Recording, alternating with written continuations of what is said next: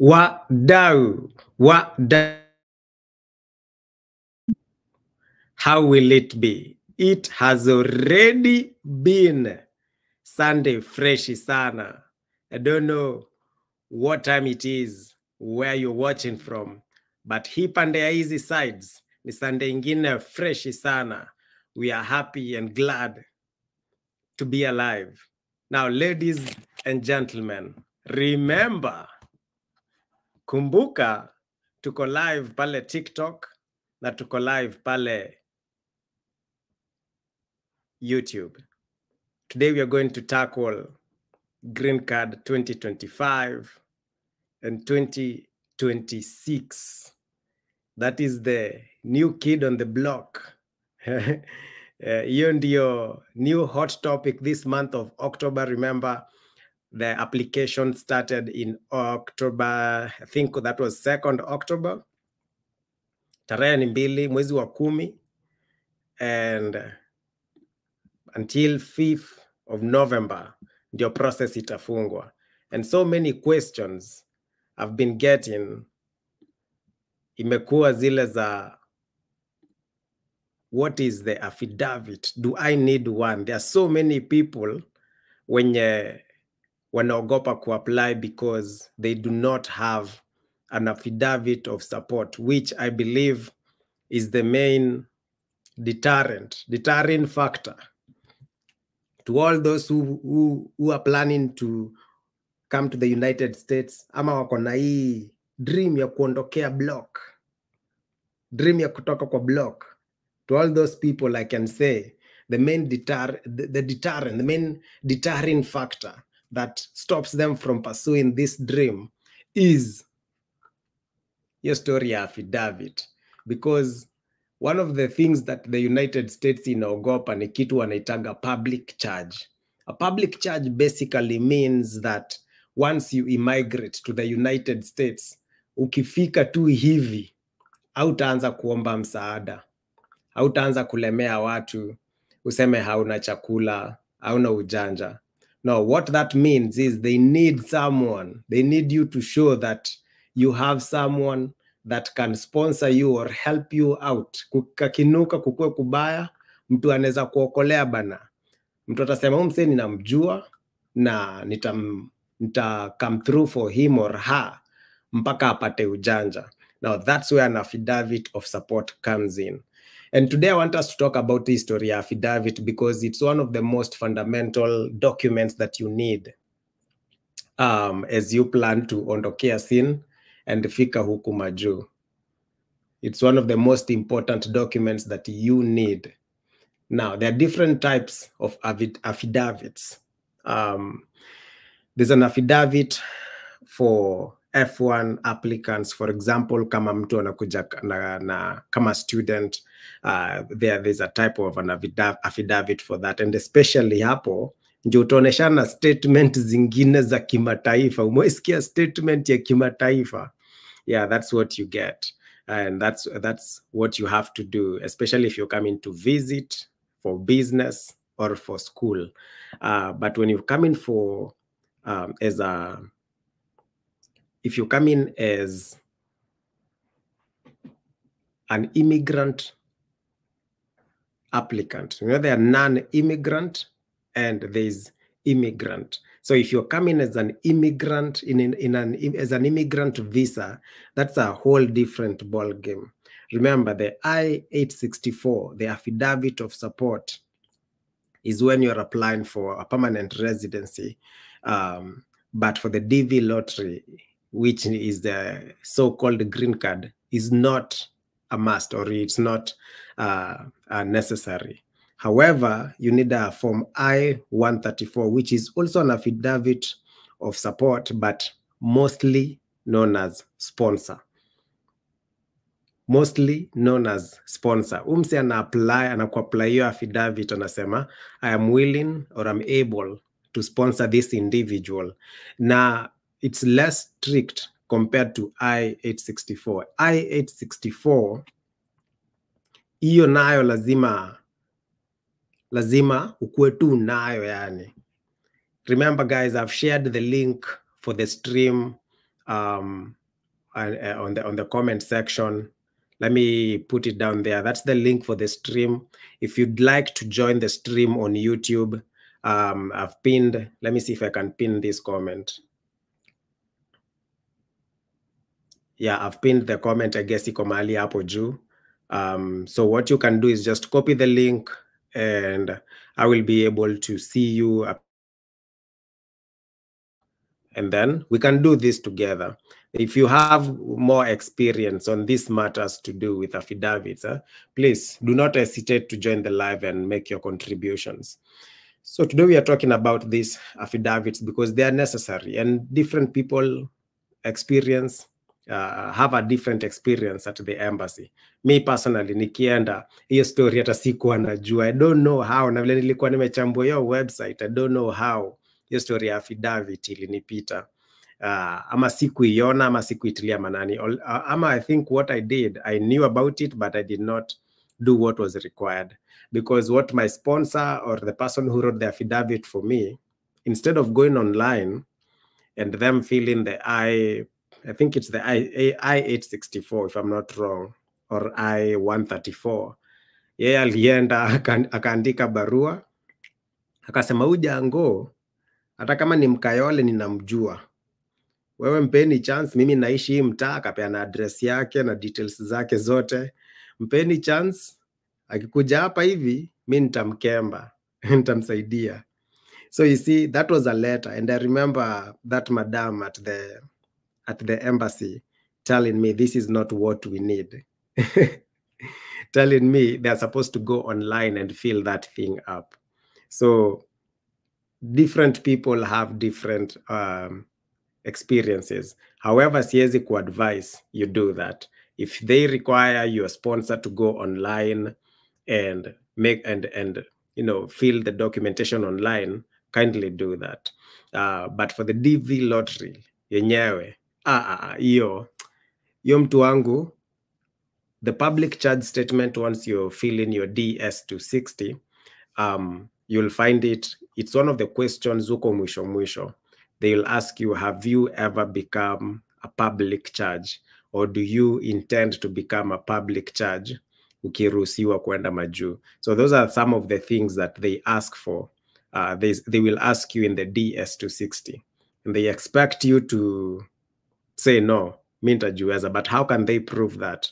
They need that sponsor information. So the difference between the sponsor information for the DV lottery, na your I-864, I believe, I-134 and I-864. For the DV lottery, I think all the sponsor needs to show is financial capability. Anatumana hapo ma tax returns zake from IRS. Anasema, mimi niko na uwezo na nitaweza kusupport huyo mtu.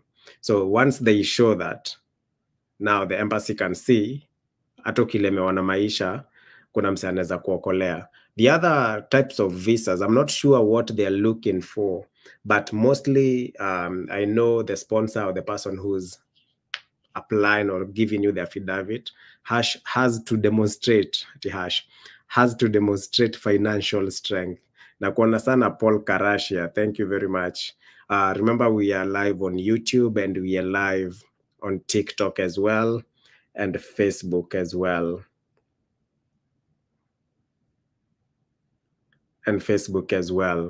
So before hata ufike huko kwa affidavit of support, kwa hii process ya DV lottery, before hata uitishwe hiyo an affidavit, that is usually one of the last stages. There are other types of affidavits zenye utaweza itishwa before hii ya Majuu ama ya msee mwenye anakaa Majuu. The other type of affidavit na tuliongelea in our previous live ilikuwa mambo ya academics. For example, if there are confusions, kuna majina problems kidogo kidogo na majina yako, majina yenye imeapia kwa birth certificate versus majina yenye inaapia kwa KCSE certificate versus majina inaapia in other documents. Your names should be consistent all through. Your names should be the same all through. If there are differences, in names, you should provide a justification or an affidavit for that. And it's crazy, and that's why I'm saying different people have different experiences, because I remember I even gave out, in my experience, I was required to provide an affidavit for birth certificate. In short, it's to tell them, hey, birth certificate ni ya ukwelo yenyewe, si ya uongo. So because of that, kuna watu hata waitishwa birth certificate affidavit. So affidavit, vile mimi nilifanya, vile niliitisha affidavit ya birth certificate, I had to go kwenye nimezaliwa. Kwenye nimezaliwa, hiyo ofisi huko ushago huko kwa birth certificate. Watafute faili yangu hapo kama ni ukweli Ujango alizaliwa hapa, ama ni wale wanatokaga Somalia, wanaruka border na kama kujificha. So they had to confirm if I am who I say I am. But they can ask you about different types of affidavit. Yeah, KCSE is another common affidavit that you might be required to produce.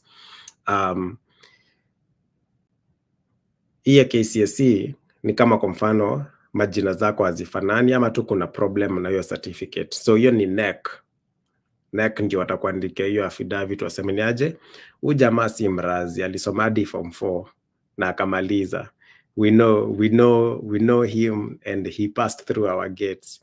Na hapa hivi kuna mtu anauliza, vile nimemention KCSE, this applicant or future applicant anauliza if alipata D kuondoa, if that's a problemo.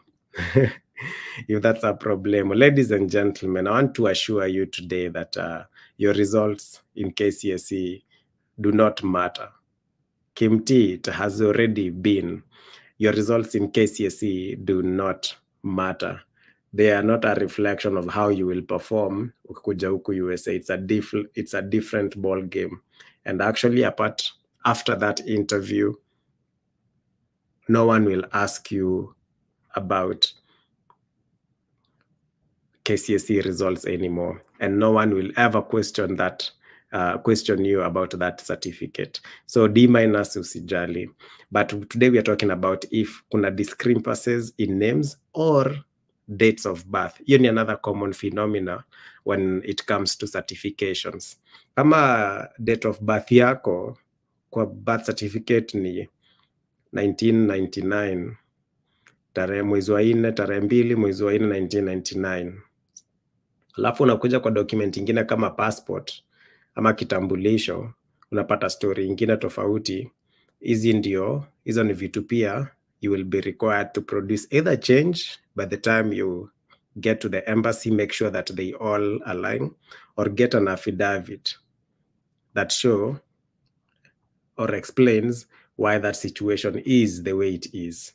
So those are the different types of affidavit that you might be required. It's an affidavit for your sponsor once you get to the state, so that you don't become a public charge, because their main fear is that you might become a public charge. Ukuje uanze kuwa homeless, ukunomba wataki hivyo.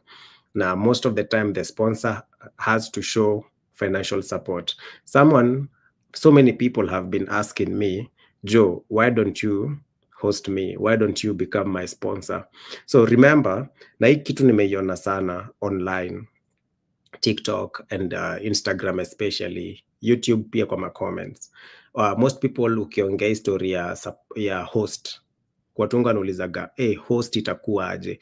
Hosting someone is not as easy as people make it look. Hata mimi nilikuwa nadhaniaga before nikuje US, I thought msee anaweza kuwa tu USA na nakataa kuni host. Msee anaweza kuwa tu kwa Majuu na nakataa kuni host. I want to assure you guys, it's not as easy as it sounds.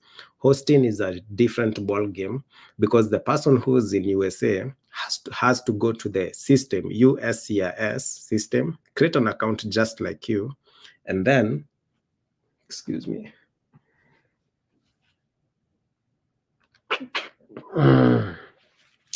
Sorry. And then once they create an account, demonstrate to USCIS that they are, first of all, law abiding citizens.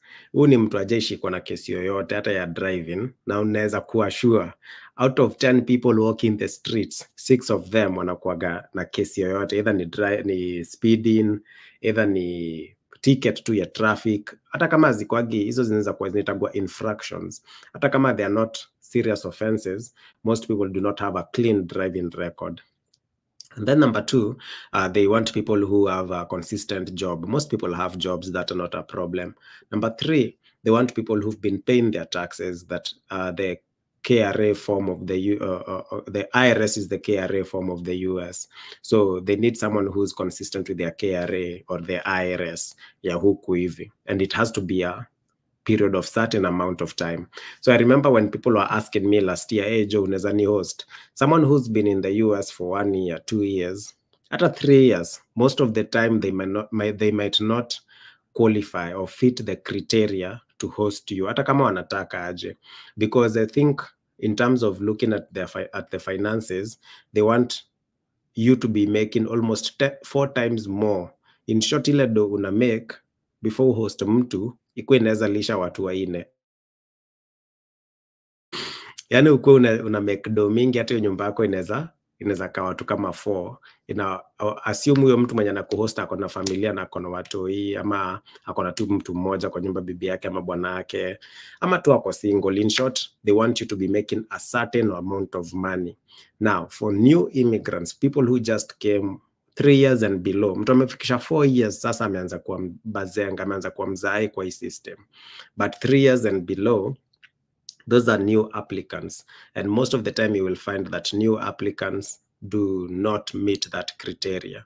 So by the time you ask someone if they can host you, na aseme at the moment they're not able to, I hope you understand that it's a process. Yeah, it's a lengthy process, it's demanding, and it's not too wezi tu amka useme hadi ta host huyo mse. Kuna zile qualifying factor. So but kwa wale wase like mimi I'm sure once I've been in the States for 5 years, I will automatically qualify, because hiyo history ya IRS kutoka the first year nilireport taxes zangu, the second year, the third year, the fourth year, and the fifth year, with that consistency inakuwa rahisi kuapproviwa. Wataona kama mimi sijailala njaa, mtu mwingine hata nikikaa naye atalala njaa inshallah. So that's part of the criteria of people writing affidavits for you. Hapa hivi na check comment, mse anauliza kuna wase wengine watakagi kuhost mtu juu hataki mtu ajue siri zao. Now, for the good thing, if you are able or someone is able to host you, kuna ile ya F1 ama different. Let me use the example of F1.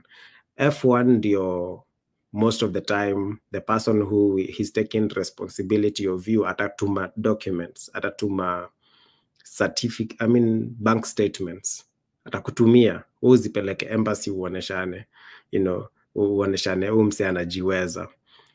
Now people like that, people who do that are afraid that mtu natumia hizi bank statements zangu ataona nina make do ngapi.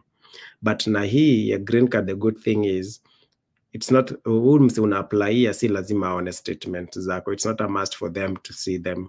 The applicant goes to the USCIS website, creates an account, and then fills that form online. So unapata si lazima kama kuna mtu ati anataka kukuhost. Oh, sorry manze, I hadn't seen you, Lucy Mwangi, over there. Hi. Unajua nimeweka simu hapa hivi, like my phone for TikTok is, anyway, my phone is on top of my laptop. That's what I try. Oh. Yeah. Yeah, ladies and gentlemen, this is Lucy Mwangi. Habari yako Lucy? Poa. Kwaje? Poa sana. Unanisikia? Nakusikia. Pole, I'm late. I know mimi ndio nimechelewa, na vile nimepata nafasi nikasema acha niingie tu bila kukungoja tena. Sawa tu, ni sawa. Sawa. Mambo ni mengi. Masaa machache. Ndio hiyo. Yeah. So today I was just talking about affidavits, different types of affidavits that might be required. And Lucy was joining is joining us today kwa sababu najua kona different input with regards to that. Yet route yake ama njia yake ni tofauti ya kuja USA na experience yake ni tofauti na yangu. So I was answering a question about people or sponsors, potential sponsors who might be afraid to sponsor someone or write an affidavit for them juu anaogopa umse ako Kenya atajua finances zangu vile zinakaa. Nitamtumia mabank statement zangu aone umse anaingiza gaido. Unajua mimi ningekuwa Kenya mtu anitumia ati Lucy Mwangi anitumie statement yake ya bank nione ile pesa inaingia pale. Hata kama in American system it's kawaida, nikiwa Kenya ningesema wewe ni billionaire. Yeah. So, kuna hiyo fear or that judgment. But the good thing with especially for DV lottery, you don't have to, the sponsor does not have to send the documents to the applicant. They just go to the USCIS website, wanajaza hapo information yao, kama wana attach ma documents zao za IRS, they can attach on there, so that when you're being interviewed, the interviewee akiangalia kwa screen, yeye anaweza anaona, unamwambia yeye anaangalia anaona, because one of the things huyo mzungu alini interview aliangalia hiyo barua nilikuwa nimeandikiwa na host wangu, akaangalia akasema, but this is not what we need, they're supposed to do it online, but akaacha tu slide. I think before that used to be an option, that you would have to take the paperwork yourself to the embassy. So I think maybe ndio walikuruhusu ukaenda tu. Before that was an option. I think so. I think before hiyo ilikuwa option, unapeleka the original ile mwenye amekutumia personally. Remember them days of mail? Yeah. Yeah. So I think alikupatia hiyo option akasema, since I have it, wacha tu. Yeah. Alafu kesi yako si ilikuwa imekuwa bumper to bumper hapa hivi, so I don't think they had time to dilly-dally. Yeah, they didn't have time ya kunirudisha because first it was on the 30th, the last day of the interviews, and it was already, I think, 1 p.m. Kwa jini kingi ilikuwa noon. So they were supposed to do their last interview at noon on 30th. Ndio wakuwa na time ya kuambia nani wameshinda, kuprocess hizo vitu zote. But me, hiyo noon nilikuwa huko kwa IOM nikiwa skuma. So by the time I'm coming back, ndio masoja wananiambia, walisema uingie. So I think at that point, wakaona hawezi shinda wakinirudisha vitu zingine, nimeteseka sana. Yeah. Nimesikia Mary's point poa. Yeah. I hadn't even thought about that. The way new immigrants kama wewe sasa, you haven't been here. Umekuwa hapa 3 years. Yeah. So 3-year tax returns are required. So watu mkisikia mtu anasema, I'm not able to send you an affidavit of support, maybe that could be one of the reasons. Yeah. Just because somebody is in the country, they automatically qualify to do these things. Yeah. But they really don't, because if you're supporting somebody, you have to prove, you have to show, you have to support yourself with these documents. Yeah. Kama you don't have the 3-year tax returns, utasupport aje. So now sasa hiyo inakudisqualify from being a sponsor / petitioner. Yeah. Kupatiana affidavit of support.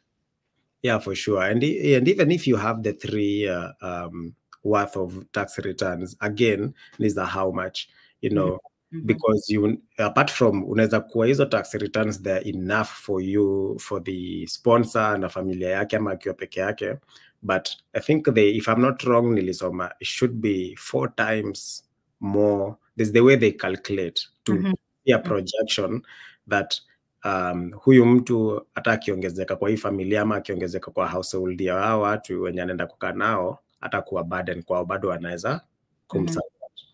So yes, the first criteria is 3. Maybe they need those 3 years worth of tax returns, but at the same time, there's an income criteria. Most of the time, mtu amekuja US juzi, kumbuka tukisema US is an equalizer. You might have left Kenya, you were making $500,000 in Kenya, but you come here, even with your masters, you can never evade the entry level. They like that stuff. wanataka yeah, lazima uanze entry level, umake hiyo pesa kidogo before uende juu. Yeah, then the other thing that can deter people from supporting or sending that affidavit of support is the way it's legally binding. Hiyo kitu inakubind for many years. It can bind you for as long as that, okay, wanasemanga it's binding you until the person becomes a US citizen and they're able to take care of themselves. They should support themselves and be able to live above the poverty guidelines. Yeah. Ama, yeah. They have worked for 40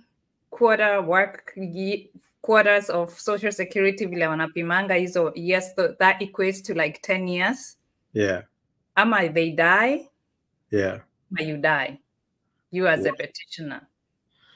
So it's a very, very binding job. Hapo wanasema wanaweza kusue. The US government can sue you as the sponsor. Why? If you do not adhere to if you do not carry through with the contract. It's a contract. Support is a legal contract between the US government and you, the petitioner, sponsoring the immigrant coming from wherever they're coming from to the US. Right. You're promising the US government that you're going to take care of this person or these persons, the intending immigrant, kwa sababu they are coming here to stay here. Yeah. They are not like temporary. Si kama hiyo I-134. Yeah. One is different. This is as people who are moving from their country, they are coming to live here. Yeah. So you're saying, in essence, that by signing this affidavit of support, I am going to financially help these people or this person until they are those things that I just said. Either they are US citizen, ama they are capable of taking care of themselves beyond the poverty level, poverty guidelines, or they have worked for about 10 years according to Social Security Administration, or they die, ama you die, or they leave the country and they abandon their permanent residency. So it's it's because they don't want you to be a public charge when you come here.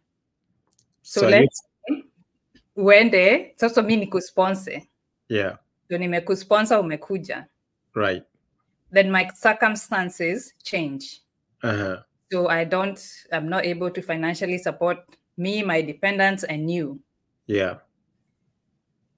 I'm still, and then now you have to go ask for Medicare, sijui food stamps, Medicaid, food stamps, sijui chip for your kids, hospital, vitu kama hizo.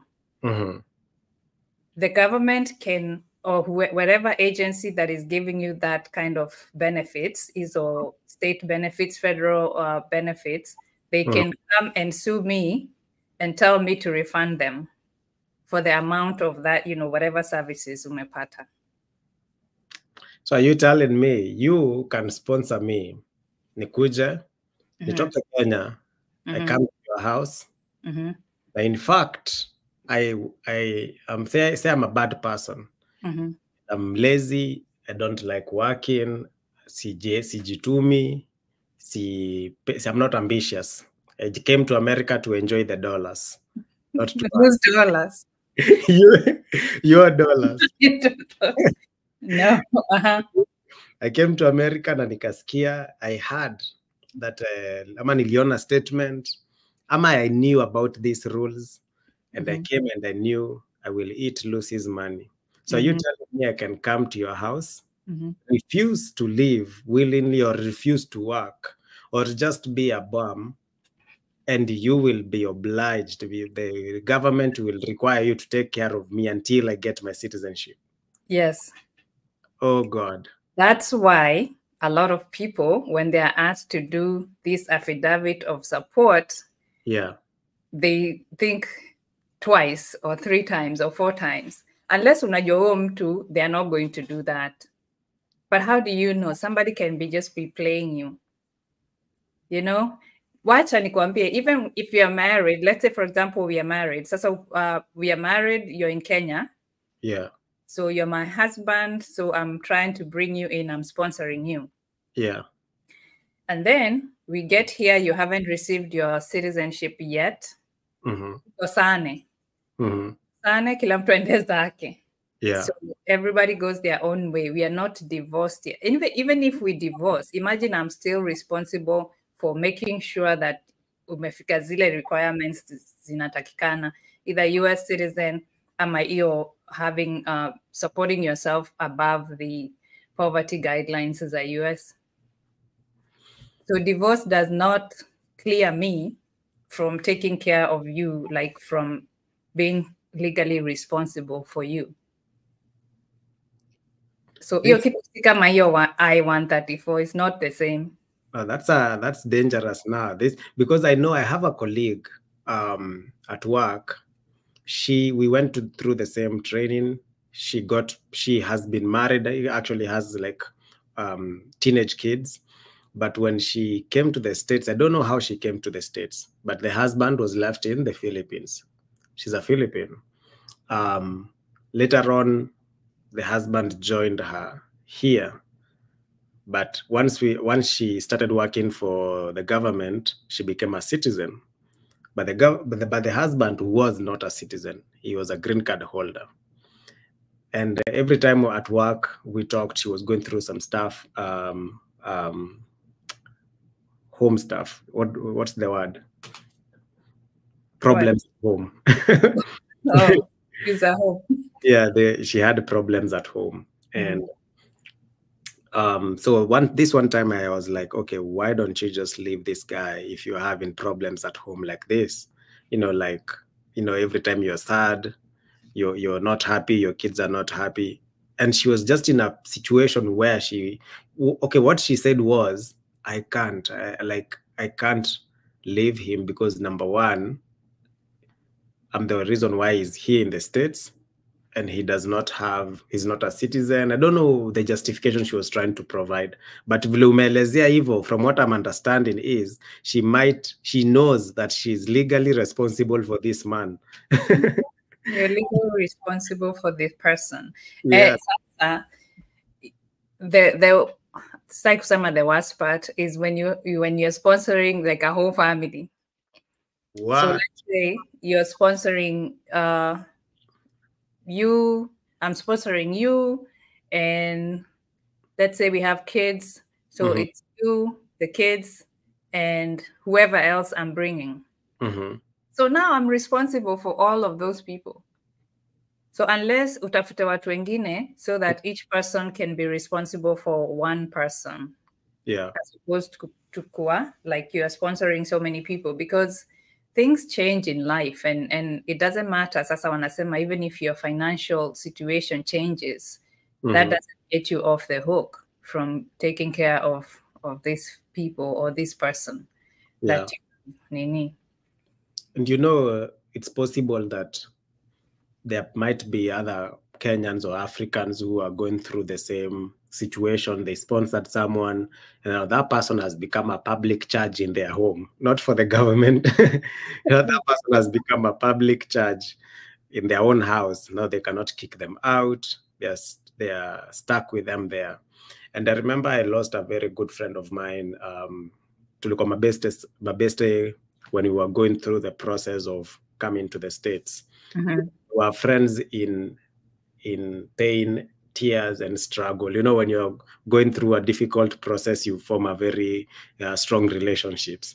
So we met on a WhatsApp group when tulikuwa huko IOM, when we were doing our medical, and all through she was part of a WhatsApp group. So all through we talked, tukienda hizo mashida. Yeye alipataga visa mbele yangu na akasahau hiyo story. Akakujaga di US mbele yangu. So her process was not difficult, but of course the emotional problems we went through was the same. But when we came here, akiwa kwa host wake, mimi nikaka kwa host few days and then I left. And I was trying to challenge her, you can do this, you can do this, you can do this. 1 year later, bado tu kwenye ile kaucha alikuwa amekalia day one akiingia. 1 year later akuwa amepata job, ajatafuta job, bado tukiongea naye ananiambia tu stories za Netflix. Mi saizo maisha imenitandika huku Northern Virginia, natafuta ujanja, wewe asitashikanisha ujanja ingiani. So the second year same thing, and ikakuwa in short tu rafiki yetu ikaenda hivi hadi ikakuwa difficult because the problems I was facing at the time versus the problems yana face akiwa kwa host kwa couch ni tofauti. So that now saa zingine people come online wanalalamika, wanasema host wangu alikuwa mtiaji, my host did 1 2 3. What about you? What did you do? Siwezi kuwa naenda napiga hustle na kupata kwa kiti na tunaongea vizuri. Haitawezekana Aki. It's very difficult kwa sababu it's already difficult for us here already. Yeah. So it's like we are doing you a really big favor. That is like one of the hugest favor unaweza patia mtu. Yeah. Kumsponsor, kumpatia hizo nini, hiyo affidavit of support, kwa sababu I think it's one of the requirements watu wakikuja huku, watu wa green card. Yeah. You have to either support yourself, be able to, asijui mko na dongapi kwenyu ndio mnaweza kujisupport hivyo, beyond that 125% above the poverty guidelines. Yeah, it's 125, yeah. Yeah, 125%. Yeah. I was looking at the chart for this year. So hiyo ndio the poverty guidelines for 2024. How much is the poorest person? I can just give you an example. So let's say, for example, I'm just sponsoring one person. So the household size, so it depends on the size of the household and the income that you make. Okay. So for example, for my house, it will be myself and my daughter. So it's 2 people in the household. Then I have to add the person that I'm inviting. So 3. So that will be 3. So my house size is 3. So 125% over the poverty line for a household family of 3, I will need to be making a minimum of 32,275. 275. Okay. So you're the minimum. So if I sell for a household of 3, so inaenda ikiongezeka, obviously the more people you are supporting, the more your pesa inakuwa, you're spreading it too much to so many people. Okay. If if you've ever like supported somebody else na hajamaliza hiyo 10 years ama hajakuwa independent, you still have to count that person. If you've ever done another affidavit of support, let's say I've supported my brother or somebody else, sasa itakuwa 4. So nita count 4 people in the household. So 4 people you. Even if that person moved out already? Even if, no, if they haven't become a US citizen or they are not able to financially, stabilize themselves. How do they know? Kama bado, si ako na job sasa. Si labda ako na job na make income ya iyo. Okay. So they want to know if the other person you sponsored before, if they already earning an income, or they are US citizen.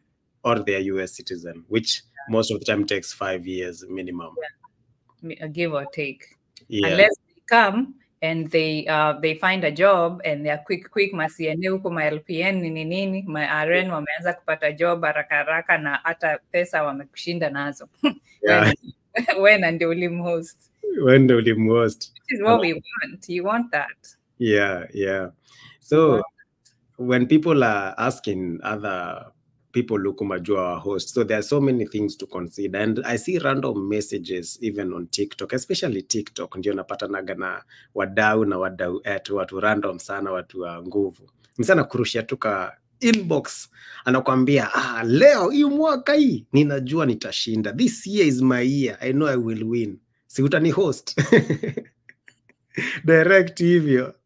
And I'm like, first of all, I like your courage, I like your balls, like you can just give that responsibility to a stranger, hata hakuna hai habari yako, So first of all, before you ask somebody, realize, number one, they are being asked by multiple people. But those about to ask you, since you're already a US citizen, have you already in one way or another applied for your family members, siblings, blah, blah, blah? That doesn't count. It counts if you're doing the family sponsorship. When you're doing the family sponsorship, ile green card through family sponsorship. So through like your husband, if you are applying for your husband to come in, or your brothers and sisters, your mother and whatnot, you still have to do that. But I haven't done it. Okay. If I'm applying for my brother, my sisters, that is also a form of support. Okay, if I'm adding somebody else, those are being considered as well if they're already here, right? Yeah. So I was going to say sometimes, for example, mtu anaweza niuliza haizi jua kama ningekuwa hata niyo uwezo ningekuwa nimeapply hadi watu wetu wengine. So be kind with the people that you ask. Inaweza kuwa wana apply even their own family and it's even difficult, or they even do not meet the criteria, especially kama 3 people minimum ni 32,000 and the poverty levels za US ni per year most I think ni 20K. Depends on state. So it says it depends on the state, and every year in a change. So you have to go to the state websites to check. To I think the website gani nilienda, US Department of Health and Human Services. That's the website that shows the poverty guidelines for every year. For the military, by the way, sorry.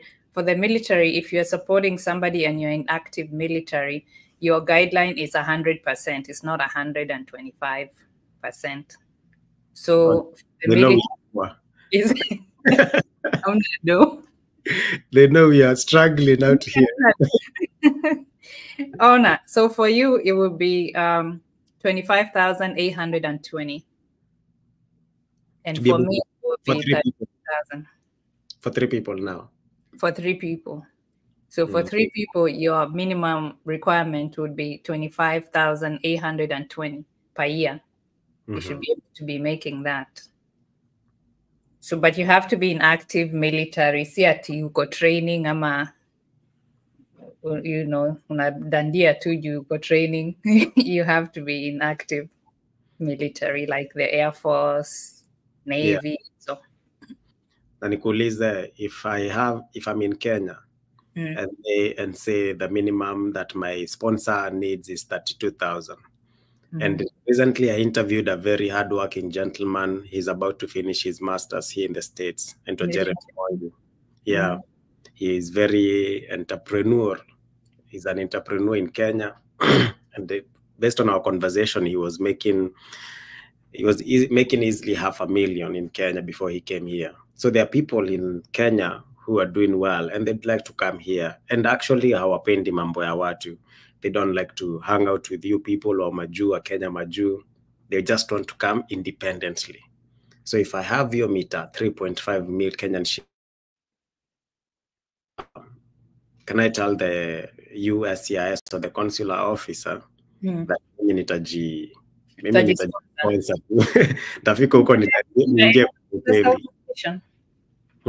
if you have the money, you just self-petition. I think you just have to show. You just have to show, and then they have to compare the amount. Yeah. Equivalency ya Kenya shillings na US dollar kama unafikisha that ini. I think unaweza jisponsor. Yeah, I think you can self-petition because for any immigrant visa is different from a non-immigrant visa. For immigrant visa, since hawaogopi tutaenda kukatalia huko, the criteria is less stricter than non-immigrant ile ya kutembea. It's like another video I did about jobs in Germany. Wako nako ka criteria pia where you need to show financial stability, either umekomboa uonesha lease, ushakomboa apartment huko, so kumaanisha utakuwa na place ya kukaa before uende for those skilled jobs in Germany, ama uoneshe I believe it was around 900 euros say $1,000 that uko nazo, which is kwa ekonomi ya Europe, hiyo ni pesa unaweza kaa nayo, inaweza kukalisha mwezi mzima before upate mshahara yako next, because hizo skilled jobs ukifika huko unaenda fika kwa umeingia job. And then the other one I don't know what it was, but basically ukiwa na pesa yako unaweza enda, you don't need to know someone over there. But izingekuwa hizi F1 visitor B1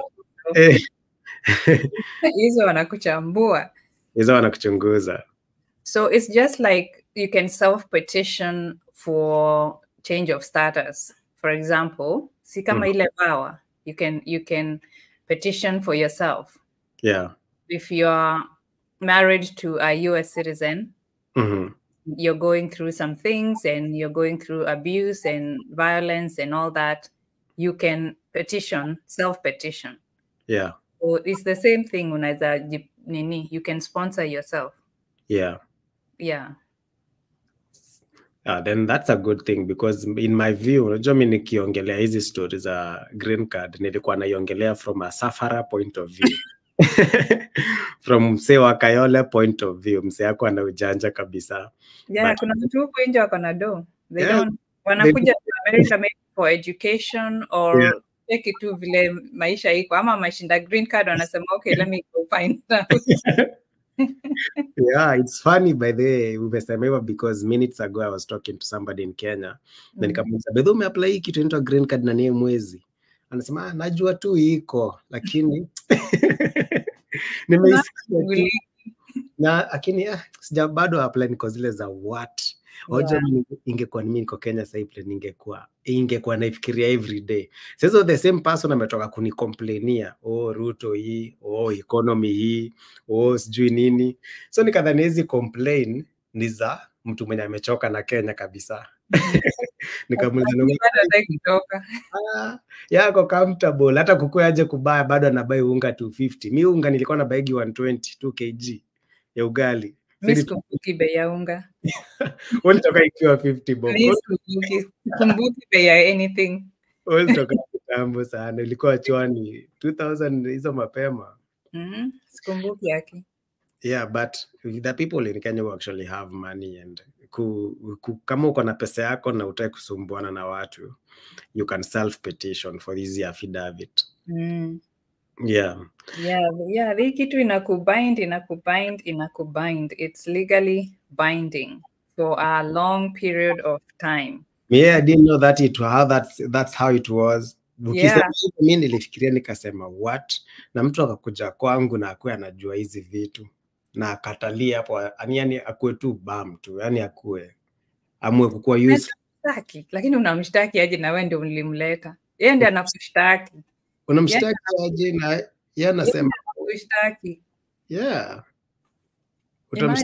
Utamshtaki aje na yeye atasema hey. And you know, like during that period when we came, kwa hiyo WhatsApp group tulikuwa, there's a chick, I think she was 22. She passed away after 3 months huko US. She passed away, akawa tu kwa host wake bado.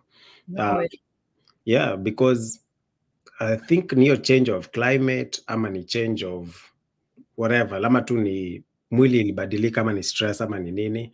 She started developing stomach complications.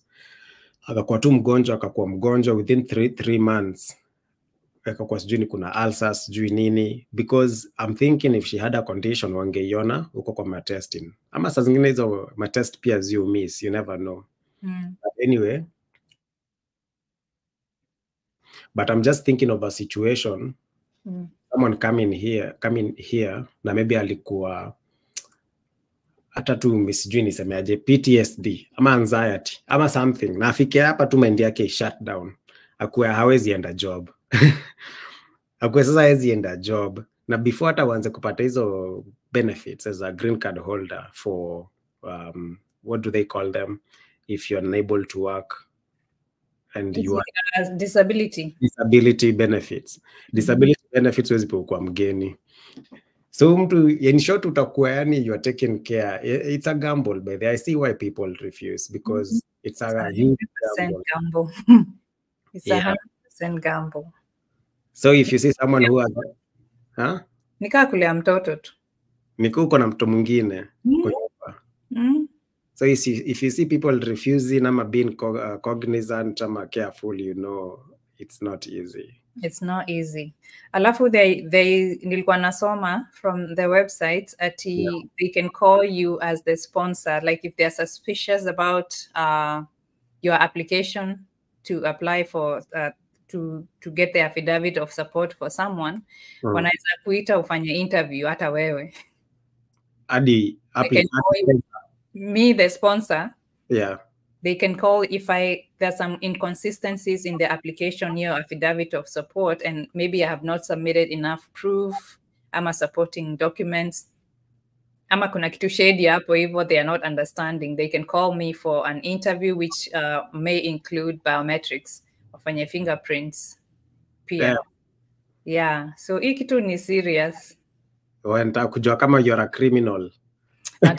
Kama a criminal ama I guess the thing they really want to know is, are you really able to support these people? Kwa sababu hataki kusumbuliwa na food stamps, sijui na nini, msaada, nisaidie. So what do you think they need the fingerprints? So if there's any inconsistencies, they want to make sure that you're who you say you are, na information zako zina match. It's part of their verification process if they are not sure. Yeah. So depending on what they come up with, they may or may not approve your application yako ya affidavit of support. Yeah. Damn. Yeah, I was just, honestly, I was thinking about it very lightly. And I remember, I know when I was coming, my sponsor or my initial host, apart from kunitumia hiyo barua na email na kasign statements, because nimepewa hakunipea statement zake za bank, nilipewa statement za mtu wako Kenya, kwa sababu it makes sense hata mimi siwezi tumia mtu statement zangu nikiwa hapa. Anza kufanya hizo ma conversion. Tutasema umeomoka bana, umekuwa millionaire. Jeremy Mwangi is in the house. This is the gentleman I was talking about. Hi Jeremy, usha graduate ama una graduate when? Jeremy link by the way iko hapo juu. You can join the conversation and congrats, you're doing great, Jeremy. Jeremy by the way encouraged me to apply to Southern Arkansas for my masters, because I've done graduate certificate. Now I want to proceed, and I wanted to proceed with my college, but college yangu ni ya Masonko bana. Hiyo fees imenilemea tu ya graduate certificate imenilemea. Ukitaka kujua kole ni pesa mingi, unaangalia kwanza tu kwa application fee. So for graduate school application fee for JMU is $60. Southern Arkansas, it's $25. It's $25. That's how you know they are not money minded. Yeah. Yeah, keep pushing. Sai, this is the time when you're still new, you guys, when you're still new in the US, kabla maisha yanze kuchemka. Yeah. This is the time to get your education out of the way, to get your careers, yeah, career path lined up. Yeah. Yeah. Gidhae, kwani unataka kuniambia the other day what happened? You guys don't concentrate. Anachoma. Gidhae wajaribu kusafiri jo. Yeah, anachoma. Yeah. Grace la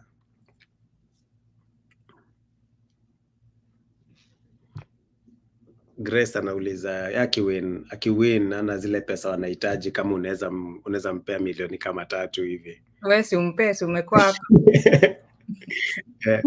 Grace, wewe unasikia mimi nalia stories za kole, unaniambia nikupe milioni 3 aje. Yeah, so ukisha win green card, do whatever you need to do to get that money to get here. You'll recover your money. Yeah. And to do whatever you need to do. And in fact, that conversation I was having previously with that individual in Kenya, nilimuuliza by the way, vile maisha ni ngumu hivyo, mbona uja apply green card? Wasikia reason alinipea ni for them, the American dream. I think it's that conversation I was having with you. you said something that has stuck in my mind. For most people back at home, the American dream is so far-fetched for them, like it's so far, inakaa ni kama kitu yezi achivika. Na huyu mtu ameniambia the same thing. Ameniambia mi hiyo Majuu mi sionagi kama hata nikaselektiwa kama naweza enda juu, sijui mtu yoyote huko Majuu, na kama ninaogopa tu kutoka hapa Kitengela niamie mahali kama Westlands ama any other side of town, anaogopa. Sasa anasema sasa nitatoka aje Kitengela niende Amerika. Unaona? So nakwambia guys, it's not hard, but akanambia the other thing naogopaga ni hata nikaselektiwa kama nitapata mtu wa kunihost na nini. Nikamwambia I have never seen, na nimefanya hii, nimekuwa hapa online mambo ya green card hii ni mwaka wangu ya pili. Sijaisikia mtu anakuja kwa comment anasema nimeselektiwa but nimekosa mtu wa kunihost. Ama the only reason I've not gone to America, I had everything, but kwa interview nilikosa tu affidavit of support. Sijawahi sikia. Watu disqualify wana vitu zingine, but I've never had mtu anasema nilikosa. So that means if God provides a way for you to be selected, he will also provide a way for you to get, you know, someone to receive you at the airport. Ni kama leo kuna mtu alikuwa anasema nimeenda live earlier on before nikuje kwa hii live yako. Kuna mtu alikuwa anasema ati anaogopa ku-apply because ajui atapataje host. Nawaambia hizo ni stories za next year. Stories za next year. Yeah. Stories za next year unaleta saa hii za nini? Apply, you will deal with that baadaye. Ni zile self-disqualification, like people disqualify themselves too early, even before mchezo. Yani hata firimbi ijapigwa ya kwanza hii game, wewe ushasema mimi siwezi kucheza hii mchezo. So and that's very unfortunate. Don't disqualify yourself too early. Application, as long as umepigwa picha clean, legit, ni hivyo tu, ni 5 minutes. And then after you're done with the application, wewe sasa ngoja hii mambo ingine itakam baadaye. Itajipanga tu. It will happen when it's supposed to happen. Yeah. Yeah, there's I have a guest on TikTok. Okay. Let me see. Buddha. Hello.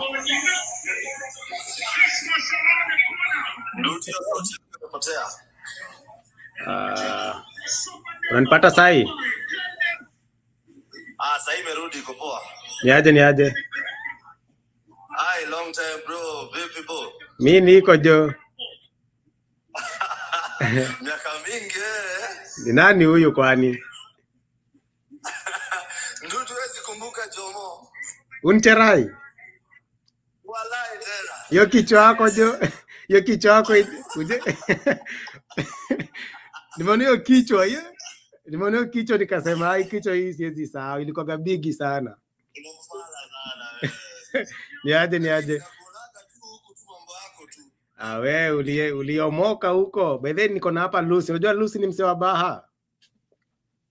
Lucy mgani? Lucy Mwangi USA. Ni demu ametoka huko Bahati huko Jomo huko. Lucy. Naona kama naona mget lakini si sura fiti. Enda YouTube search Lucy Mwangi USA, hata TikTok yuko. Anaishigi huku USA. Na cheki. Wewe nimejaribu kukutext wewe, utanidia namba. Wapi umejaribu kuntext wapi? Hapa niko job uone. Hayo. Ukomboka? Niko job. Haya. Kumbe siku hizo ndio unawakula huko. Uko area gani? Niko Kasa. Sawa jo, wewe nini si uni DM hapo hivyo alafu nitakutext. Hapa hivi namba hapa ama nini kwa DM yako? Kwa DM tu hapa TikTok. Sawa, acha ndakudm kwa TikTok. Sio nini yako imeflat saa hii. Nitaiget. Wewe kwani ulibadilisha jina? Jina gani kwa? Cherai. Wewe. Yangu ni ile wewe acha ndakudm tu saa Sawa wazi. Piti waanze poa. Mimi nakuona je ukimuka ni vizuri hivyo pia. Hiyo siku nasema ati Ati kuomoka jo wewe. But hiyo si kubaya.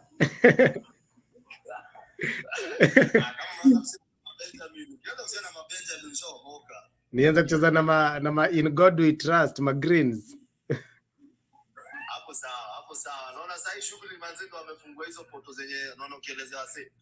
Ndo amefungua jo. Jaribu bahati yako jo, ukuje huku hivi uingie hii jeshi ya Majuu bana. Jaribu. Last time sijui jamaa wangu wa picha nilienjoy. Hiyo. Kwani ulienda kwa Gilgil, pigwa picha tao, picha safi. Hiyo kwanza nilipigiwa Kisumu. Ayo hapo ulienjoyiwa bana.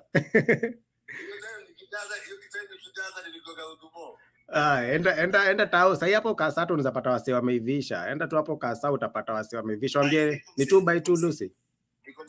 2x2. Yeah. Sawa, wewe tumwambie 2x2 measurement alafu utanitumia.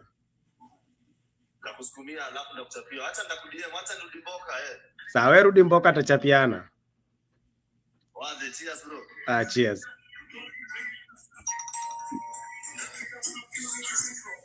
Huyu ni jamaa tulikuwa naye high school. Hata siku anajua yeye ndio ako hapa mtandao. Ala. Yeah, sasa amesaini karau huko Kasa. Oh. Ndio ndo anaitisha za macho huko. Yeah, so tumeongelea bedheo story ya picha na story ya picha huangusha watu sana sometimes. Hii round wadau msikubali msipigwe picha na mjamaa jitambui. You know, unajua hata mimi nikimaliza form 4 sasa in environment ya Nairobi naweza fungua sasa na sijui cooperate camera. So by the time ukubali mtu akupige picha, jua kama ako na skin for the game. Reliable, kama ako reliable. Yeah. Jeremy anasema na graduate this fall, December 2024, yeah. Congratulations, Jeremy, in advance. Tuite sherehe. Naishi wapi? Anaishi Indiana, I think Indiana. Okay. Yeah. Very nice. Congrats, Jeremy. Dante anauliza kama utamhost bana, ako USA. Hayako already huko. Ako USA wapi? Si wewe host bana. Kwa uko juu ya muti. Dante kwa uko juu ya muti ati uko USA unataka hostiwe. Unaishi wapi Dante? Labda ameshinda kulipa bills, ni mgeni ni nini anataka akuja sasa umhost officially umwanzishie maisha. Hebu kwanza tuambie kwa wapi US ni what's going on, backstory Dante. Yeah, tupe background bana. Wewe tuambie uko USA tu umefika na unataka kuhostiwa. Yeah, tuambie uko aje. Labda unaweza pata hostel mtoka after amefika, you know, you never know. Sasa tupigie story basi. New in USA, Colorado. Dante siwache copy hiyo link hapo, acha nikucopy hiyo link manzi ukuja live utuambie rada yako ni gani, mbona uko Colorado na unataka host. Kwani baridi ishaanza, tunaelewa ni kwa mlima huko na AC inaweza kuwa stima zinapotea. Nimepostia link. Unaweza pata host hapa kwa hii live, mtu anaweza kusaidia. Mtu kaa Jeremy saa hii ni data analyst. Ani mtu ana karibu kumaliza shule ataingiza mamita hapa haraka sana. Yeah. Yeah, so you never know utaweza pata host hapa hivi. But other types of affidavits zenye tulikuwa tuna tackle earlier on was kama KCSE or birth certificate affidavits, mostly when names do not match. You have to Wazungu kama kuna kitu wabatishagi wanatakaga explanation, you have to explain to them what's going on. They don't judge you before seeing the documentation. You need to see something in writing so that they can make a final determination. Na hiyo ni swali nilipata sana last time that I was here and people were wondering what if my names mara birth certificate iko na jina 3, KCSE iko na jina 2, mara or vice versa, mara in between mtu alipata jina ingine. Those are things you cannot show up to that madam. Let's assume it's the madam with the tattoo on hand ndo atakuinterview juu nilisikia huyo ndio anakuaga na bahati poa. Wewe akikuinterview unapata visa. Yeah. Kuna mmoja nilimention tu hapo mwenye alini interview. For some reason msaka akasema, huyo madam nimemsikia sana. Juu wasoto ameinterview na onde hivi akona mkono wake ya left imejaa matatu hivi. So huyo huwezi enda kwake bila justification if kuna inconsistencies. Yeah. I think kwa hiyo affidavit of support ilikuwa inasema every person that you're sponsoring need their own affidavit of support. What? So see at you, because you're sponsoring 3 people in one family, one affidavit of support does cover the 3. So each one. So na yake. So you make like copies. If you're going to present it, then each name has to have an affidavit of support, but you only need like one set of tax returns, pay stubs, verification from the employer and such. No, I think it makes sense because if I am going to sue you at some point, I need to be able to know I am suing you on behalf of who. You really need that. Is threw me off. That thing threw me off. Yeah, if the government will sue you or the person you are applying for has the capability of suing you, they need 3 of them so that we know this is Mwangi Nderitu, and this is John Mwangi, and this is Wamboi Mwangi. So kama tunakusuu kwa sababu umeshindwa kusaidia John Mwangi. Or the 3 of us. Yeah, ama ni watatu ama ni mmoja. That is now looking at it that way. Ndio maana watu wanasemaga mtu alienda huko akaanza maringo. Yeah, let me switch on the lights. Naona magiza imeingia kidogo. Sasa.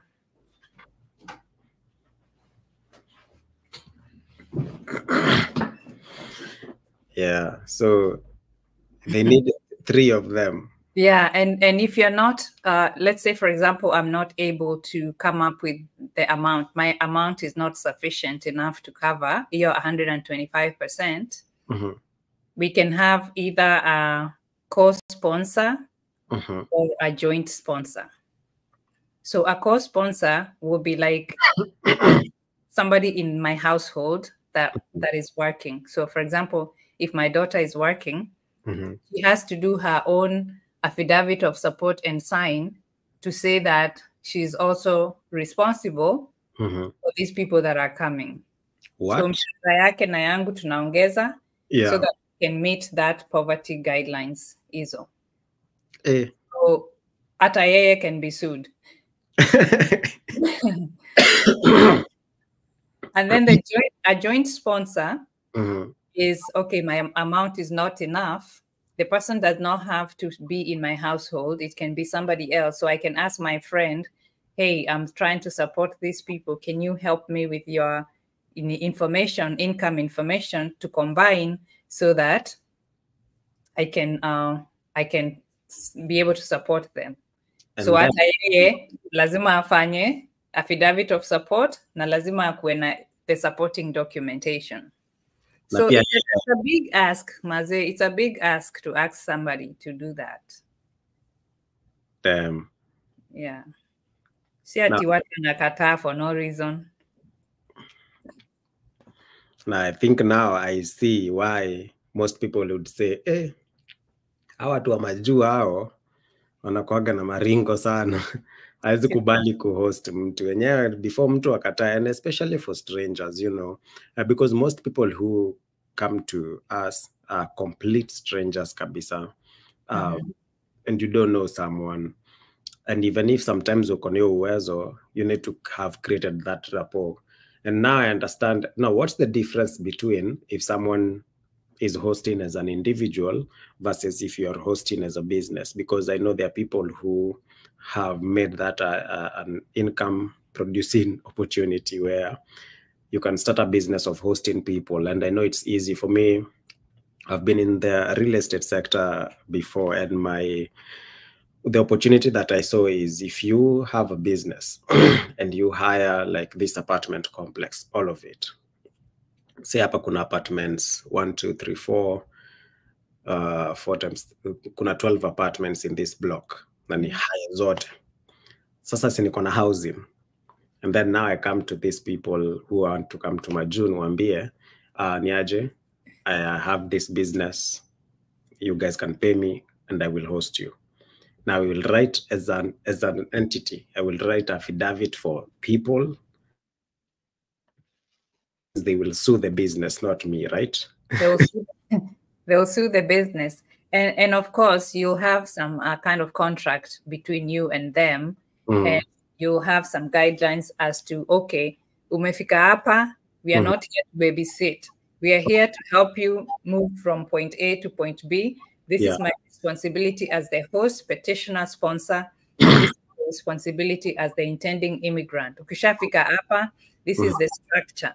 Yeah. So ukiingia, I'll help you get your social security. I will help you go do your driving. Will help you get the necessary paperwork to get you to find a job. I may even help you find a job to get you started. Once you started, then I think there's a structure of how you're going to start paying the person back. Right. The company. And then obviously you'd have to sign some paperwork kusema, failure to do this may lead to this. So you protect yourself as a business, and then you're also protecting the person, so they are not even becoming a lazy bum and sasa kuchill. Kwa sababu as a business, this is a business. So you're here for a short time. Don't take up all my space. You're here for a short time to help you get from this point to this point, and then somebody else gets that same opportunity. And so I think as a business, it would be a better thing to do that way as a business. And at the same time, that person cannot overstay, because the more they stay, the more they will pay. The more they will pay. And then, but who wants to overstay at a host place, Maze? So you want to go. Imagine, that's what I thought. Yeah. I'm telling you, that's what I thought. And unfortunately, there are people who come and get comfortable, get comfortable by doing nothing. For example, nimekuja nimetoka Kenya. I've never seen anything nice in my life. For example, nikitoka Kayole nilikuwa na survive with 100 shillings a day, which is $1 a day, basically. With $1 a day, I was nice, right? Na sina vision, sina ambition, sina dreams zangu. Nimekuja kwako. Kuna fridge, imejaa chakula. Kuna sofa set, kuna Netflix, umenipea bedroom yangu. Na alafu ninakaa tu ati ninangoja makaratasi zangu zikuje, ninapata documents zangu. Napiga hesabu mimi by myself, hii comfort sitawahi zoea, sitawahi afford haraka. There are people who are attracted to immediate gratification. Like they want to feel good and haraka. Ni kama it's like eating a mac cheese ya McDonald's. You want to, it's like an immediate gratification, but later you feel bad. So isn't the immediate gratification on the immediate returns? And for someone who's looking for that, they will not be motivated to go out there and start from the trenches and build and work from the start. That's how I thought most people think, that people want to go out there and have their own thing going on. And I came, like I'm telling you, I lost at least 3 to 4 friends. 3 to 4, not friends, or let me call them acquaintances, people I met on a WhatsApp group when coming here, and I thought we had the same mindset. Because of the struggles I went through initially in my first year, because I had to move out, I had to leave after 3 weeks from my host, because of how difficult it was for me. By the time tunaongea in my first year ikienda kuisha, in terms of thinking I was here, that's how I saw myself when they was here. because in terms of my American perspective, mi nilikuwa nishaona Amerika yangu yuko nje, au bado wako kwa host na wamekataa kutoka, na in fact some of them have already started working, wako na jobs, wanaenda job, anakuja ananiambia mi host wangu aliniambia nimpeage 500, na huyu pesa unapata, you are capable of paying your own apartment, but you want to live under the roof. Yeah, for security, for comfort. It's people are different, and it's sad. And you know, huku America si kamtani. Huku it's true what they say, you can be anything that you want. So, and huko nje ukule shida ndo akili ifunguke kwanza. I don't think there's anybody amekuja hapa na hajakula shida. Ama hiyo ndio wanaogopa. Hiyo ndio wanaogopa. Shiko na ngori. You know, where there's growth, there's growing pains. Yeah. So, wanaogopa hiyo pain, and the more they hear people talking, because every time I go on TikTok or I hear anybody talking about their struggles huku Majuu, mimi I usually say that's a player, they are on the field. Say wana make moves, wanachenga watu kwa hii life, ndio maana wanalalamika.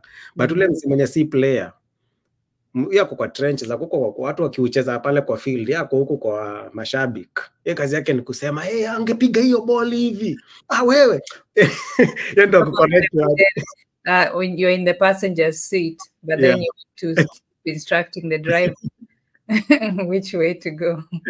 So most people don't want to be on the driver's seat, but unless people who struggle ni watu wako kwa driver's seat, ndo si struggle juu. That's how you grow, man. That's how you know the systems. That's how you know what not to do next time. Yeah, you know, you learn hardcore by those experiences. Hilda, high leader, I'm not sure what's the name. Thank you very much. Huyu ame-share your live, ame-like your live on TikTok. Watu wana like hii live ama wana watch tu? Hii watu wana watch tu. Sinania hapa Ephraim alisema at least leo tuna concentrate. Ephraim sasa yako Netflix. Yes, tumekuwa Netflix. Basi gonga hiyo like hata kama una chill na Netflix. Ephraim, hata kama sisi ni Netflix manze, cheza ni hiyo like. Watu wajue tuko hapa hivi so that this information can help people.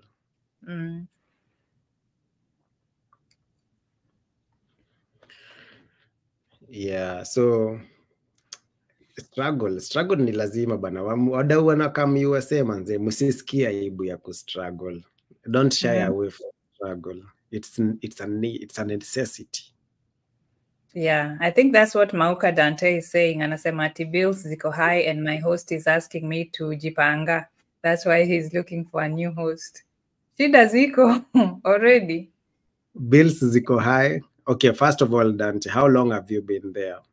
You know, because, and my host was very open with me from the beginning. Before nitoke Kenya, aliniambia mimi nitahost 1 month. But when I was telling him that I'm leaving after 3 weeks, ni kama alinihurumia, akaona huyu jamaa nikaja jipanga, akaniambia usijali, you can stay mpaka tu upate job. Na ukipata job si lazima move out, unaweza tu kaa hapa mpaka ujipange. But me personally nilikuwa na njaa ya kuenda huko nje, like I wanted to see life Majuu vile inakuaga. So if you've overstayed, I could understand why Dante anasema bills ziko high. But again, do you want to jump from the frying pan into the fire? You know, you talk the roommate, Dante, ama? Yeah, are you working? Do you have a job? You know, hizo ndo factors unafaa kwa unaongelea. Do you have already your documentation? Hizo green card yako imefika? And I keep on, this is a very unpopular belief, but meaning ngeijua. Hata si ati singeijua, but everything happens for a reason. This is what I did. Bila nilikam Northern Virginia, mwezi wa 4 ikianza, maisha ikaninyorosha. And I thought about at that very point, in beginning of May, before now I got my corporate job that nearly almost 1 year, I wanted to join the military. But I did not want to join the military full time. like active duty 9 to 5. I knew there are different opportunities where you can join the military and, you know, work as a contractor part-time. So I go to this recruiter in the army. And you know the experiences in Kenya or African countries, how it is difficult to join the military. I go to this army recruiter, akanitisha green card yangu, akaniuliza kama niko na academic documents zangu in soft copy, nikamtumia. The same day nimekutana na yeye. It was like love at first sight. You know, mwe kutana na mtu hivi akakuonesha akakulove bomb mpaka unaanza kuogopa. No, that's how that recruiter was. Tulikutana hivi na yeye akanionyesha I am the very best humanity has ever seen. Like akanipeleka hadi kwa ofisi yake. Sasa wananichukua kwenye na work na gari yake ya job, nanipeleka kwa ofisi, nikakaa kwa desk, nikafanya mini ASVAB, which is like a test kuona kwenye naweza score in main ASVAB. Basically, he made this deal too good to be true. Until good. Nikapanic bana. Nikapanic. Nikasema there's no way you're telling me that joining the United States Army ni rahisi hivi. Like hakuna vile Kenya huko karibu tungoe hata meno ama sijui tufanye nini. Meno, sijui my knees, sijui what size is your what. This guy made it so fast for me. So what I'm trying to tell Dante is, because of vile life ilikuwa imenikimbiza, I wanted to join the military direct. No, once uko na green card yako, they don't care if umetoka Kenya jana ama last year. Right. The thinking was once I joined the military, nitaenda training. Hiyo time yote training nitakuwa nalipwa, sitakuwa najali kuhusu housing, sitakuwa najali kuhusu food, sitakuwa najali about hizo problems. And most people, not even Africans or immigrants, even in America, I can tell you, when life gets really tough, and before you fuck up, like before you have so many problems in your record, in your criminal or whatever record, it's a good opportunity if you can join the military until you get your stability. Long story short, siku joinigi at that time because sikuwa nataka kwenda active, nikaenda tu job ya kawaida 9 to 5. 1 year later, nikajua vile naweza enda hizo ma part time, hizo ma contract and still do what I want. So if you're stuck in Colorado, kuna green card yako, or whoever, if you're new in America, you have your green card and you're trying to figure out things as you gain your ground, your stability, the military is a good way to give you that foundation. And especially if you're in your 20s, to give you that stability, 3 to 4 years, by the time unatoka, you don't have to worry about school. You don't have to worry about housing and food. You can set yourself up for life using that opportunity. Sa, usitafute host mwingine Dante. Natuchezea. Unaona hiyo comment ameweka hapo chini ati he was just kidding. It's a good place to. No, the same Dante. Hapo chini amesema he was just kidding. Ni wale ni watu wa F1 visa. Amekuwa hapa 7 years. 7 years states loading. Whatever the case, ama amesikia maybe tunachoma sana akasema msee amehepa from US juu school fees akarudi mtaani.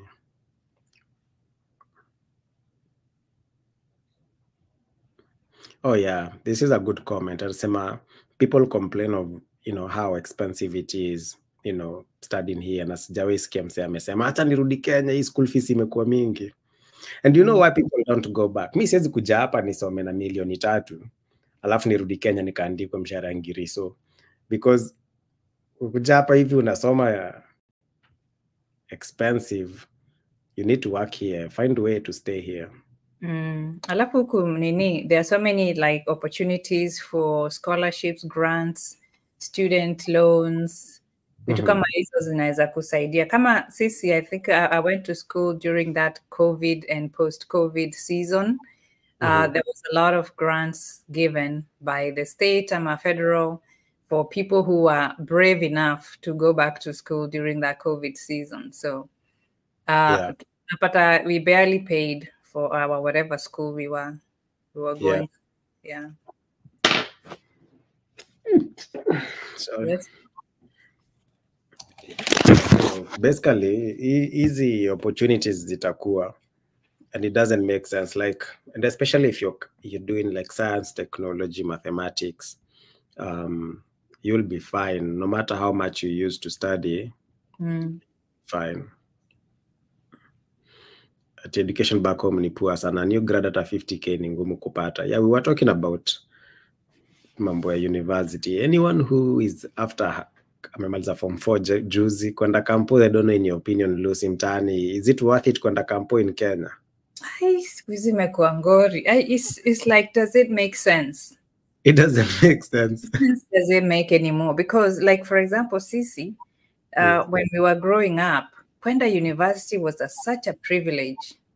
Ukisikia mtu kwa area yenyu ushago kwenye ameenda university, that was like the highlight of our parents. Yeah. Because there was it was a little bit better. I think at that time watu walikuwa wanapata tu kazi. Nowadays it doesn't make sense at all. It doesn't make sense. You go to all that school, uko na madegree kadhaa under your belt, and you can't find a job anywhere. Unakuwa frustrated, unaanza sasa kutafuta doya, starting your own company or business. That's also very difficult kwa sababu if you don't have a source of income, utapataje capital? Utapataje capital ya kuanza hiyo biashara? And then emotionally you are frustrated because umemaliza hiyo shule yote. The expectation was utapata job. Then you don't get a job. So I don't know what sense it makes. I think still education is valuable because unaweza apply huku nje to pursue your education kama ni bachelor's, master's or whatever it is. Still, I feel there's value in education. Lakini in our country, it doesn't make sense kukaa huko haki. I think demand and supply.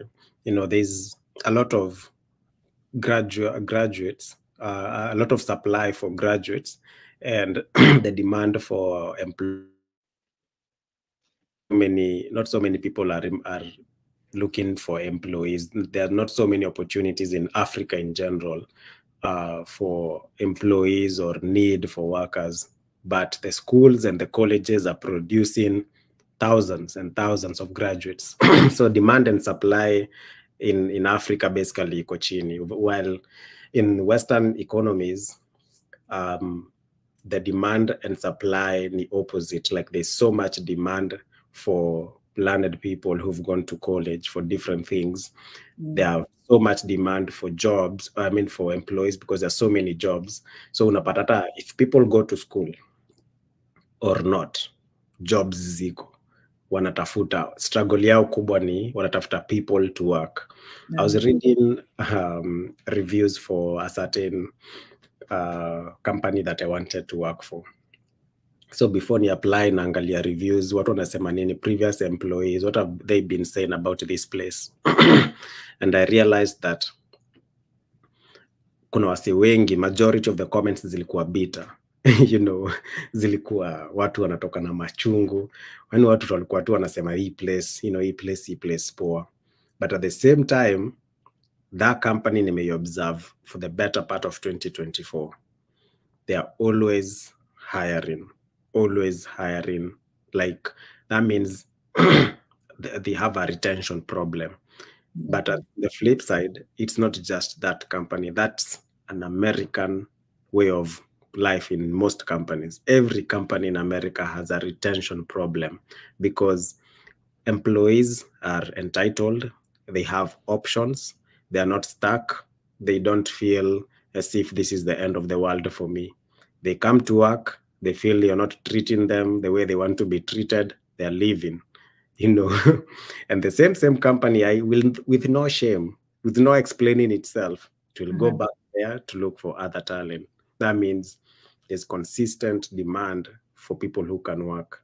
Now, if you're going to school in America, bro, chukua your student debt, Mr. Ikujali. Kesi baadaye, vinaambiaga watu, if you have access to these people's money, hey, nanini sauti sol ni bien aliimba akasema mwanaume bila deni sijui ni sio mwanaume ama nini. In short, kuna ngoma alisema mwanaume ni deni. In short, that context was a man is defined by debt. In short, there's no progress without debt. And there's even another quote that says, debt is good because debt gives you the impetus to continue working every day. Ukijua uko na deni, utaenda job. So huku kuja kumajuu, atuambwe student debt when msawa green card unaweza pewa hizo ma student za federal. Bro, chukua, enda shule. Mafafsa, zinaitwa mafafsa. Fafsa. Mafafsa mjaze kabisa. We chukua bwana. Chukua, jaza fafsa na bado apply scholarship. Kila kitu na apply work study. Uende hizo ni 20 hours. Exchange, unatoka hapo unaenda mahali wanakulipia. Yeah. Alafu vile Kenya tunadharau hizi nini mijengo, sijui job za mikono. Those are one of the most highly paid jobs. Yeah. So skilled jobs, plumbing, electrical, sijui hizi vitu tunadharau huko ati ni watu wa mjengo, sijui nini, carpenters, nini. Hizo ndio ziko na do hapa. So if you can come and advance those skills, ujoin ka community college ama university or vocational school and sharpen your skills na upate certification. Uta make do pia. Yeah, it's basically any job that inakurikwa ukuwe mchafu, mechanic, kushika ma oil. Yeah. Any job inahitaji hizo ama kutumia mkono yako, skill that if you can use your hands to do something with your hands, when fundi wa stima, hata wasokata nyasi walitagwa lawn mowers, landscapers. Hizo job wazungu wapendi hizo job. Na funny enough, they pay top dollar for those jobs, Hizo opportunities zingine. So if you don't want to go for a 4-year university or stuff like that. Yeah. Alafu kuna ile ya airlift program. Unaijua? Nimesikia but I don't know the details. Hiyo ya airlift na ninaifuatiaga. I think wamechange jina, inaitwa sijui International Scholars Program sasa, ya Bob Mwiti ya huko Florida. So they bring people who already have a bachelor's. So kama umekwama Kenya, or somewhere different parts of the world. Initially ilikuwa ya Kenya. Yeah. Then sasa is open to other parts of the country. Ndio maana wali change jina wakaita International Scholars Program. You can find it on Facebook. I think you walifungua YouTube channel ama what, but it's online. You can find it. It's common knowledge. It's public knowledge iko kwa internet. Yeah. So if you have a bachelor's, that's one of the requirements. You have to have a bachelor's. Yeah. Doesn't matter in what field, but you have to be interested in coming to pursue your master's degree in a STEM course. Okay. Yeah. And then what's the catch? What's the catch? I think you need I think $1,000 down to help with the initial processing of your paperwork, the interview process, hizo vitu zote. Ukikuja, they help you with the hosting, who settle down to find a school for you and all that. Yeah. Once you graduate, because that's why they want you to pursue a STEM course, because they know after that you almost 100% get a job. Okay, yeah. Once you get a job, so then you start paying back the loan that you took. They help you acquire the loan ya kulipa hiyo shule. And then sasa ukisha pata job, once you get the job, you start paying them back. Makes sense. Yeah. I thought that was a cool. Yeah, that's a cool opportunity. Yeah. That's another outlet. For managing life. And unemployment in Kenya. What? Unemployment in Kenya. Sasa hivi vile tunaelekea hivyo. But funny enough, some people are still thriving under the present chaos. Yeah. Yes, kuna in a field like that, kuna wale wana survive na wale wanaumia. You know? So yeah, what do you think? What do you think we end this live and then now we can come back with a general life Majuu topic, because I think we've covered the three. Yeah, staki to changanya topic ya leo. So we've covered hizo stories affidavit, mostly if your birth certificate or academic documents do not match, names do not match, you need an affidavit for that. And then if you need to come here to the States for any other reason, you need an affidavit from your sponsor. We've also covered why sometimes it might be difficult for sponsors to give you affidavits. Be patient, be kind, be gracious to them. Mtu hawezi kataa for no particular reason. There's a qualifying factor. Not everyone ako Majuu anaweza sponsor mtu. So if you have any questions, funny enough, audience wetu wa leo ni watu chilled. Sijui ni kwa sababu kuna mtu hapa ni nani huyu Ephraim. Yeah. I think ni kwa sababu Efrain alisema leo tunaweza concentrate better. Hata notice leo mood ya leo iko chilled kidogo. Watu absorb information, siku. And you just sit and listen. Yeah, people imagine leo wamesikiza tu na hata watu wengi hawajauliza. Like sometimes I think I get thrown off kwa hizi lives because people ask or comment about things that are not even near what we are talking about. So leo maswali ziko left, right and center, but leo our audience wamekuwa chilled, wameabsorb information. If you have any questions, maybe utapata nafasi ya kuuliza, utacheza tu na comments pale YouTube or TikTok. Lucy, unaweza tuma rambirambi. Oh, check out my YouTube channel, guys. Thank you, Joe, for hosting me. Always a pleasure. Hata mimi nasikia koi menini. I need a sip or something. Yeah. Thank you, guys. Thank you, guys. Check me out on my YouTube channel. I'm Lucy Mwangi USA. I talk about the same things. It's just life here in the US, ways to the US, the struggles, the triumphs, the tribulations, all of that. Right now, I'm focusing on the 2026 DV lottery. Lots of information. I'm doing the research for you guys, and then I'm putting the videos together because I didn't come with the DV lottery. Yeah. So most of that information, some of it is new to me, but I have the State Department websites that as my resource. So I gather that information, I compile it, and I put it up for you in short videos. So check me out, Lucy Mwangi USA on YouTube and TikTok. Awesome. Ladies and gentlemen, you guys could have been anywhere else in the world, but you are here with us. We appreciate you for your time. Keep it locked. Until now, adios. Tunarudi ama? Yeah, tunarudi. Tunarudi, by the way. Tunarudi tu na general life in America. Struggles, winnings, opportunities. Relationships. Kila kitu. In fact, we need to make this now a habit. Yeah, itakuwa tunaita life every day. We already talked about this. Never mind. We don't want to spill the tea. Baadaye wewe wacha zako.